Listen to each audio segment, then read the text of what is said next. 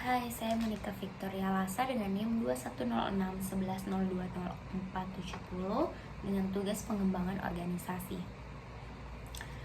Nah, yang pertama, tahap-tahap mengidentifikasi masalah dalam organisasi dapat dilakukan dengan cara mencari akar permasalahan, mengumpulkan data dan informasi, menganalisis data dan informasi, menentukan solusi yang tepat, dan mengevaluasi solusi yang telah diterapkan. Masalah dalam organisasi dapat berasal dari perbedaan tujuan, perbedaan wewenang dan tanggung jawab, kurangnya kerjasama, perilaku yang tidak menaati peraturan, adanya pihak yang ingin menguasai dan merugikan, pelecehan, perubahan target kerja, dan sebab-sebab lain. Konflik dalam organisasi dapat terjadi pada siapa saja dan dapat mempengaruhi kinerja organisasi. Konflik dapat terjadi pada kelompok, organisasi, bahkan sampai ke level negara.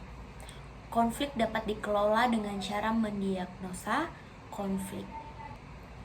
Tahap-tahap konflik meliputi potensi ketidakbersamaan atau adanya pertentangan, konfrontasi, krisis, akibat, dan pasca konflik.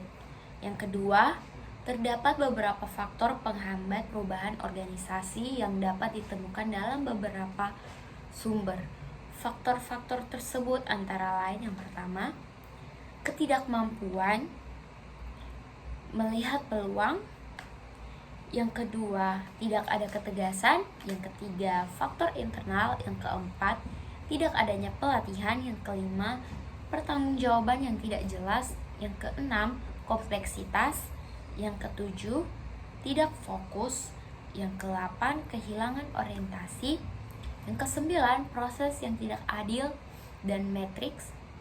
Yang kesepuluh, faktor hubungan keluarga atau pertemanan atau faktor bebas kasihan. Yang ke-11, tidak mampu meningkatkan produktivitas kerja. Yang ke-12, tidak mampu mencapai produktivitas kerja.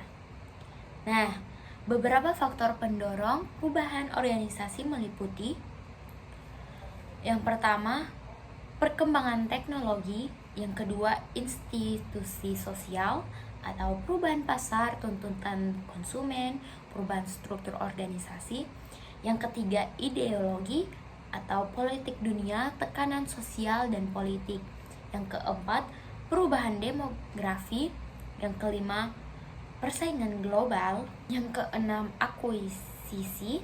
Yang ketujuh, komersialisasi dan privatisasi. Yang ke-8, peraturan pemerintah. Yang ke-9, masalah sumber daya manusia. Jendela Johari adalah sebuah konsep yang dikembangkan oleh dua psikolog Amerika tahun 1955 oleh Joseph Loew dan Harrington Ingham. Konsep ini membahas tentang bagaimana cara memahami diri sendiri dari perspektif diri sendiri dan juga orang lain. Model teori ini memahami diri tidak hanya dari perspektif diri sendiri, namun juga dari perspektif orang lain, dan terdiri dari 4 bagian yang disebut kuadran, yaitu open self, blind self, hidden self, dan unknown self. Konsep jendela Johari berguna untuk memahami dinamika dari self-awareness yang berkaitan dengan perilaku, perasaan, dan motif seseorang.